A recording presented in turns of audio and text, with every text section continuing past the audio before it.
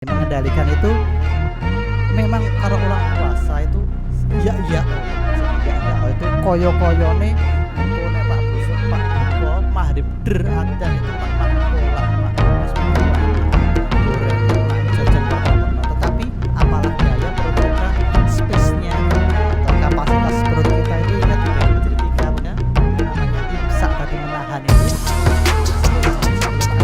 supaya kita apa bisa mempersiapkan diri ya biasanya setelah apa iklannya. Ya. Assalamualaikum warahmatullahi wabarakatuh. Waalaikumsalam warahmatullahi wabarakatuh. Salam sahabat belajar semua, masih bertemu saya lagi di channel ini.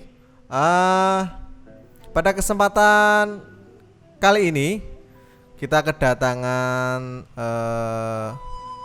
pemateri atau kita akan mereview mewawancarai seorang pemateri. Beliau adalah Pak siapa Pak? Ya Mardanu. Bapak Mardanu, Pak Mardanu Susilo SPDI. Wah, luar biasa.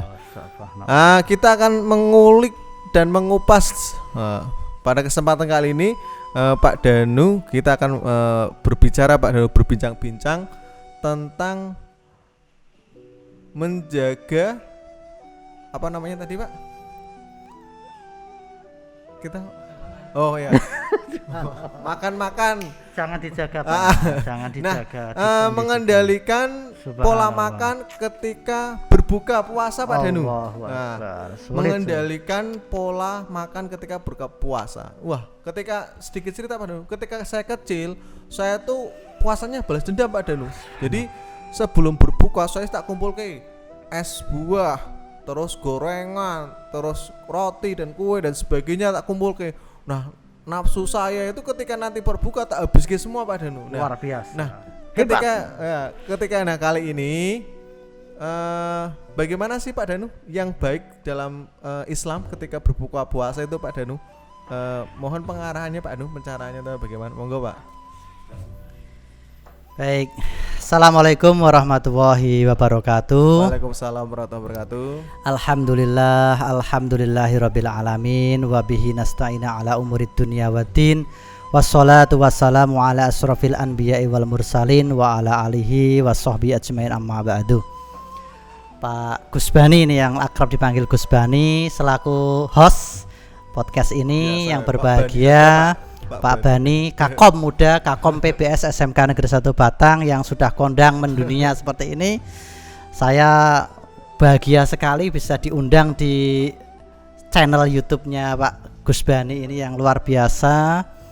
Sudah viewernya mencapai 1000 berapalah ini, luar biasa sekali, mantap.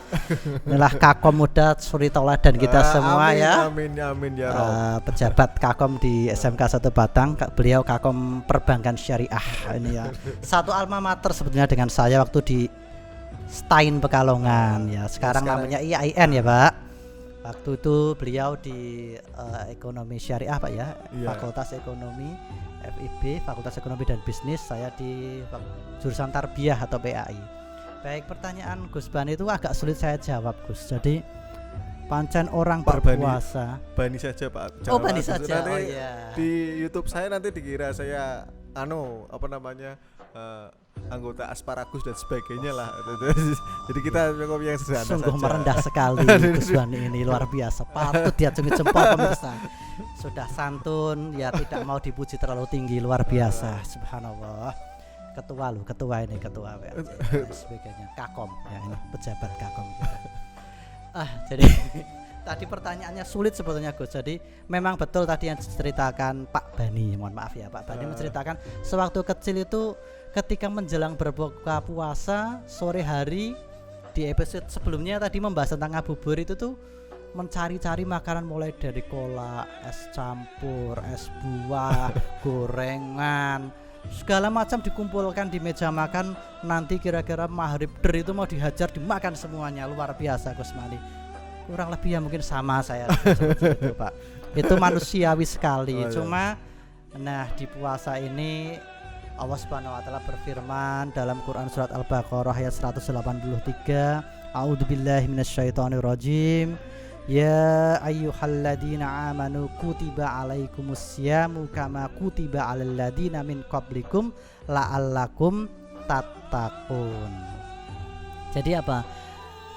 Hai orang-orang yang beriman, diwajibkan kamu melakukan ibadah puasa itu sebagaimana atas orang-orang sebelum kamu. Jadi sebelum Pak Bani kecil, bapaknya Pak Bani dan sebelumnya nenek moyang kita itu sudah diperintahkan untuk melaksanakan ibadah saum, ibadah puasa. Dengan tujuan apa tadi? Tujuan endingnya terakhir adalah la'allakum tattaqun. Oke. Ingat bahwasanya puasa tersebut tidak hanya menahan lapar, tidak hanya menahan haus, tidak hanya menahan mohon maaf seksual bagi yang sudah bersuami atau punya istri atau sudah berumah tangga, tetapi lebih penting adalah untuk hakikat kita mengendalikan. Lah ini kata kunci mengendalikan ini. Kita sebetulnya dalam puasa ini kan kita sebetulnya punya uang, kita punya makanan, bisa saja kita makan makanan tersebut, ya. Pak Bandi katakan di kamar atau di ruang mana yang orang lain tidak melihatnya, kita bisa saja makan. Tetapi termasuk hebat tadi Pak Bani itu kecil itu sampai menahan sampai maghrib itu mengumpul makanan. Berarti ciri-ciri itu tidak mukah alias tidak makan bersembunyi di tempat manapun, termasuk wudhu tidak minum airnya. Itu luar biasa, kita apresiasi dahulu. Berarti memang Pak Bani kecil itu sudah melakukan ibadah puasanya. Nah sekarang tinggal kata kunci tadi mengendalikannya. Jadi pemirsa, dalam arti mengendalikan ini agak sulit ini. Mengendalikan itu memang kalau orang puasa itu itu koyo-koyone engko nek Pak buka maghrib adan itu Pak maam kolak, maam es buah, maam gorengan, maam jajan warna-warna. Tetapi apalah daya perut kita space-nya atau kapasitas perut kita itu ingat dibagi menjadi 3 pemirsa. Yang pertama adalah tentunya tadi makanan juga untuk metabolisme tubuh, untuk kekuatan, untuk fisik dan lain sebagainya.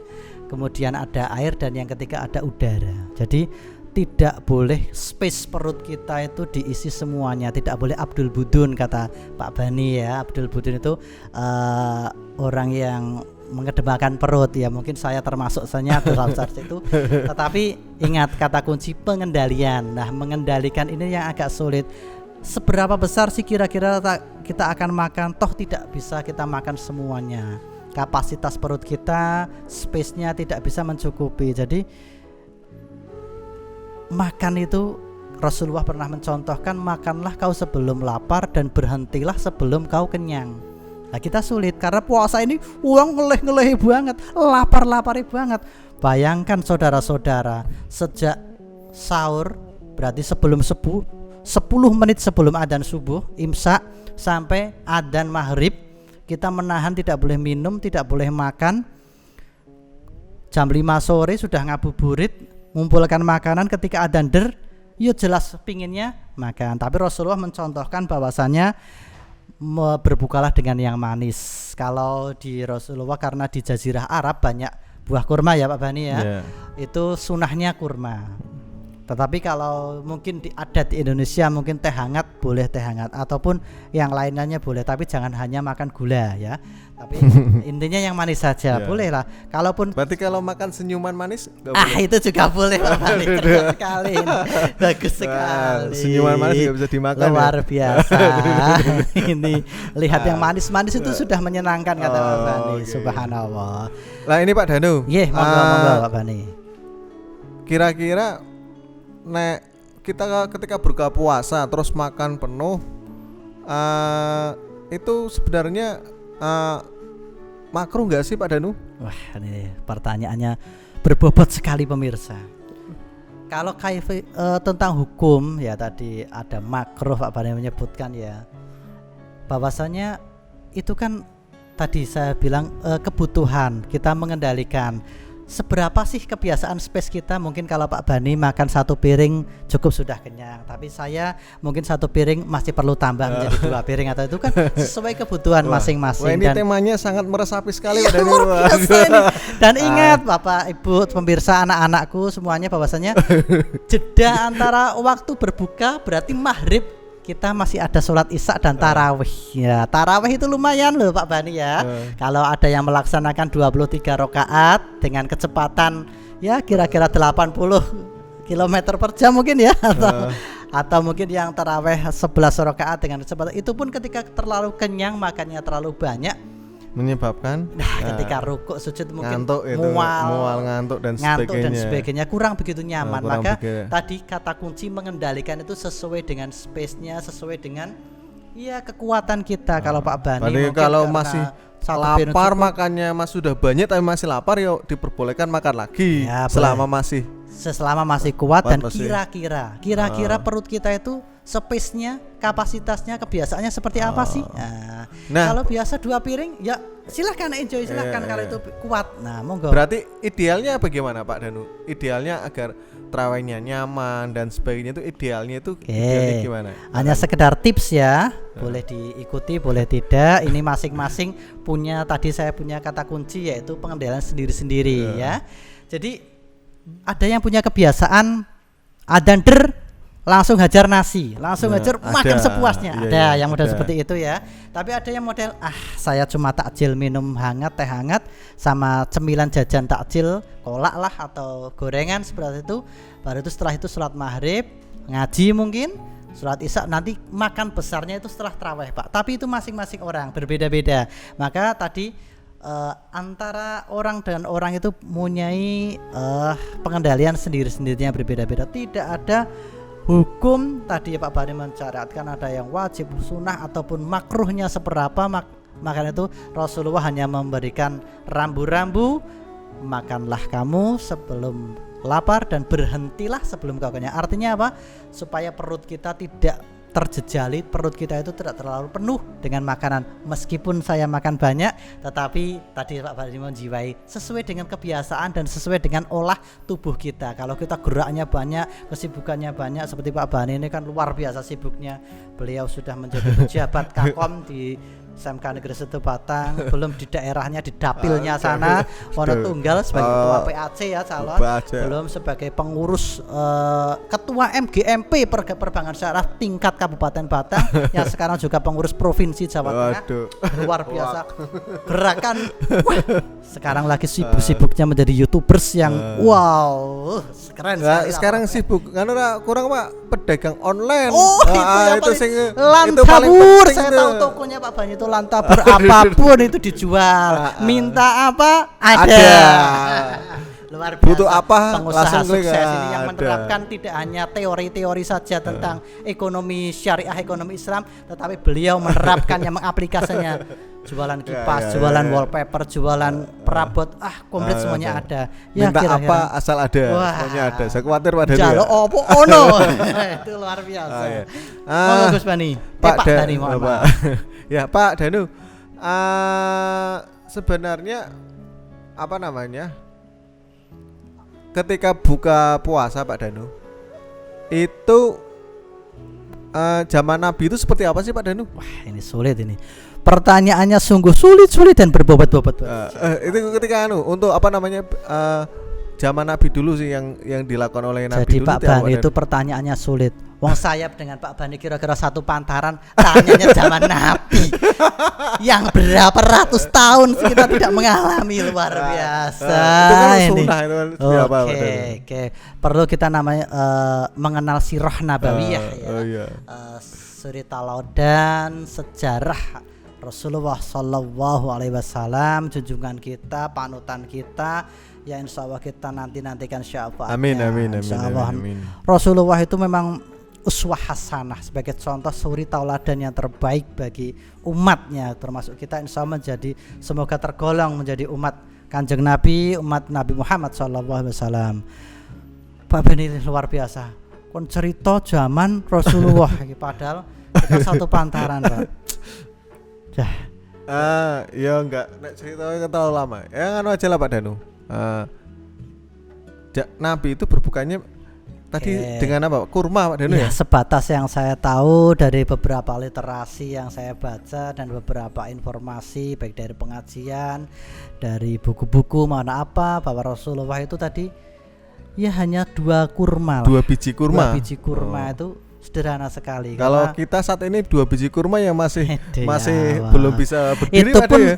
2 biji kurma itu ya kalau kita ya dicampuri 2 iris mangga, 2 pongge durian, ditambah agar-agar, dikasih es batu, kasih susu, diudek-udek, ya minimal itu 1 porsi, 1 mangkok sebuah, ditambah 1 gelas kolak, ditambah 1 itu kita Pak, kita beda dengan zaman Rasulullah. Tetapi ingat kata kunci bahwasanya kita itu kan umatnya Rasulullah, ingin melaksanakan sunnah Rasulullah. Apa tuh sunnah Rasulullah? Apa yang dilakukan Rasulullah kita ikuti. Nah seperti itu Pak Bani nggih. Kita sebagai umatnya kan pingin meniru Kanjeng Nabi kan nggih. Tetapi tidak semua yang dilakukan Kanjeng Nabi itu umatnya itu mampu. Kanjeng Nabi itu sehari tidurnya itu ditikar Pak Bani. Sebagai khalifah, kalau zaman sekarang mungkin namanya presiden Pak ya, itu tidurnya ditikar sampai punggungnya itu membekas Pak. Zaman sekarang masih umsum seperti itu Pak, tidur ditikar di lantai Pak. Kayaknya tidak ada Pak. Lah itu sulitnya seperti itu Pak. Rasulullah makan 2 kurma. Bahkan ketika menjamu ada sahabat yang datang ketika bertamu itu memuliakan tamunya dahulu. Walaupun contoh Rasulullah punya hanya sedikit makanan, itu yang diutamakan tamunya. Orang kita kelametan, bahasanya kinyata itu kelametan ya.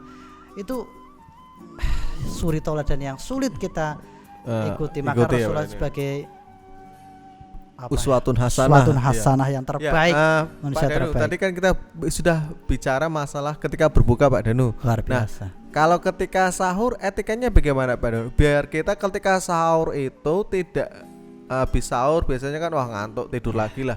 Terus tidur lagi, gue subuh kadang kelewat ora jamaah atau sebagainya. Atau mungkin bersubuh tidur lagi. Kira hal positif apa Pak Danu setelah sahur kira-kira biar nanti kita ketika berangkat kerja atau berangkat sekolah itu kan menjadi nyaman Pak Danu. Ini kan tadi kita sudah bahas masalah bukan, kita masalah sahurnya Pak Danu. Yang bagusnya seperti apa Pak Danu? Bagus semuanya Pak Bani, semuanya bagus. Tadi buka itu Rasulullah menyegerakan. Artinya ketika adzan maghrib Allahu Akbar, segera kita berbuka, segera kita minum, segera kita makan, segera kita membatalkan puasa kita. Kalau sahur Pak Bani yang sepanjang yang saya tahu itu mengakhirkan Pak Bani.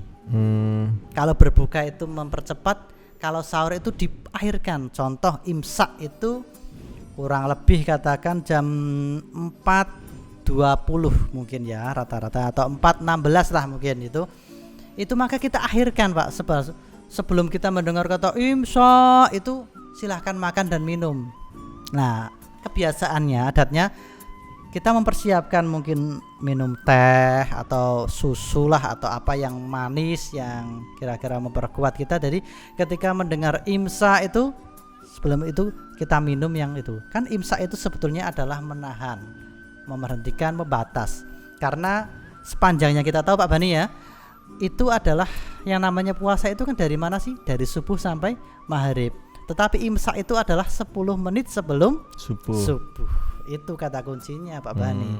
Jadi subuh ke maghrib, tapi ada waktu jeda yang namanya imsak tadi, menahan itu 10 menit sebelum adzan subuh, supaya kita apa? Bisa mempersiapkan diri. Mungkin Pak Bani ya biasanya setelah makan apa iklannya itu Pak? Sehabis makan dan sebelum tidur dengan nah itu kan sikat gigi Pak Bani.